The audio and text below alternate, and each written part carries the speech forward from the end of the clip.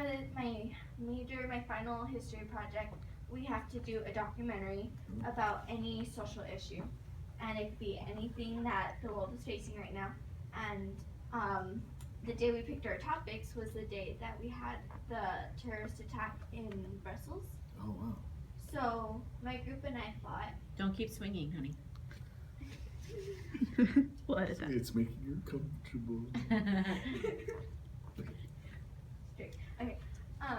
So I had to get in position now. So I forgot where I was. Brussels. Brussels. We thought it was a good way to introduce a new light to terrorist attack. And our claim is, well, we have many claims, but the claim for this is that terrorist attacks, it's not just ISIS. There's so many terrorist attacks that are away from that don't even go in the media. I know a popular one was the San Bernardino shooting, and they classified that as a terrorist attack, but it wasn't ISIS. And so we're trying to focus on non-major ones. Okay. And we do have, I did get an email interview from, it's the Twin Towers Orphan Fund. Wow. And they take in orphans whose parents died from terrorist attacks. Oh, So wow. I was lucky enough to get an interview That's from pretty them. cool. And we're doing one major one and then minor ones, small town, trying to take precautions kind Yes. of thing. Okay, got it. Okay. We're a small town. Very small town. We have hazmat suits. Okay. That's funny. So, how long have you been the mayor of Almonte? All right, are we rolling? You're rolling. Okay. I've been the mayor of Almonte since December of 2009. So for about 3 terms now. This is my 4th term. And they're 2-year terms. You're so young. I got elected when I was 34. Wow, that's very young. Okay. How do you feel about terrorist attacks? Well, you know, they're very scary types of incidents, and that's what they're meant to and designed to be, to terrorize communities into being afraid. And so, you know, it's the worst kind of crime that you can commit in any community. And we've seen all kinds of terrorist crimes, whether they're inspired by organizations like ISIS, or they're the types of attacks that have taken place in our schools, in movie theaters, at our workplaces. They're very scary events, and they're designed to put terror in the hearts of innocent people. Okay. How close have you been to a terrorist attack? The closest I've been has been San Bernardino. Although the attack that took place in Paris resulted in the death of one of our residents. So even though that was far away, it hit home here in Almonte. So I would say that while San Bernardino was the closest geographically, the Paris attack had the most impact here in our city. Okay. What are your strategies to protect Almonte from future terrorist attacks? Well, interestingly enough, a few years ago, we did have a presentation from our police department. Because we have certain locations in our city that are considered to be potential locations for an attack,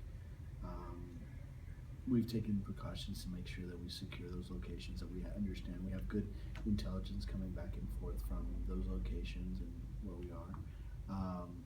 We send our police personnel to training to make sure that they are plugged into the respective federal homeland security agencies and other agencies that are necessary to understand how to interact with should we ever come under attack.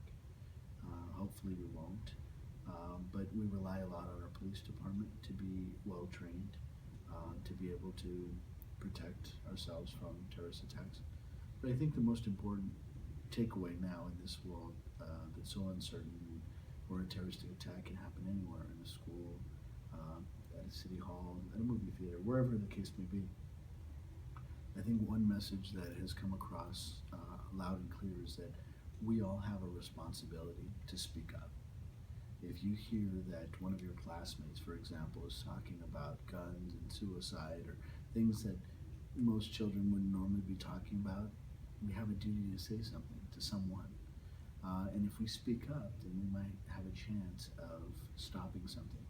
Look, if the person's not doing anything wrong and they're not contemplating doing anything wrong, then you know what? Nothing will come of it, right? But on that off chance that they're planning something bad, if we speak up, if we say something, then we have a chance of thwarting a terrorist attack. And I think we all have to be vigilant in that regard. We have to be the eyes and ears. I've said this often as a prosecutor, that there are more good people in this world than bad.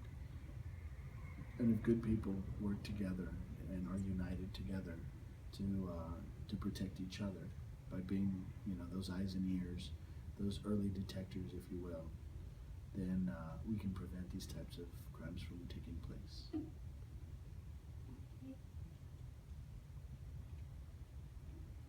Yeah, I can read that later.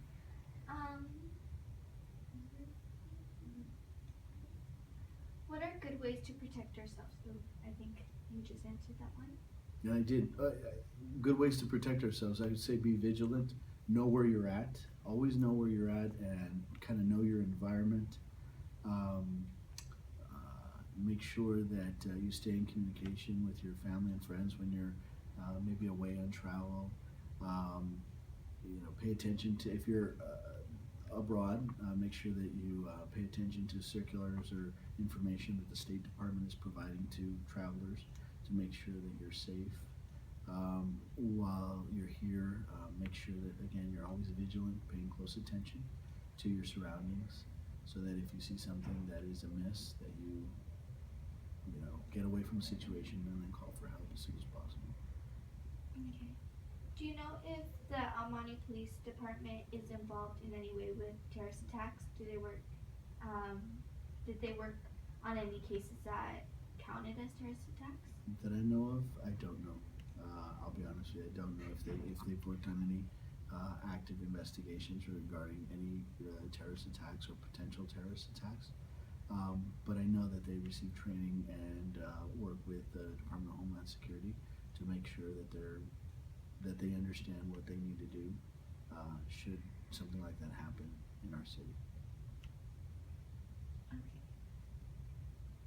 And last question. This will be easy, I promise. Okay. What made you decide to run for mayor? Oh, that was easy at the time. It's challenging whenever you decide to run for office, because you're committing yourself for a period of time to serve others, and it is not an easy commitment to undertake, especially at the time that I decided to run in 2009. It was at the height of the Great Recession that we had. The city had less money coming in. We still had a lot of expenditures that we had to make, and it was a very challenging time for the city. But I believe that I had the right skill set to be able to help our city to get to a better place.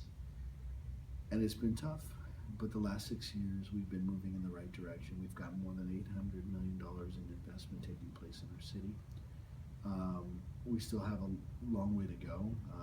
There are things that we need to do that we haven't been doing for many, many years, including repaving our streets, improving our parks, significantly improving our parks, right?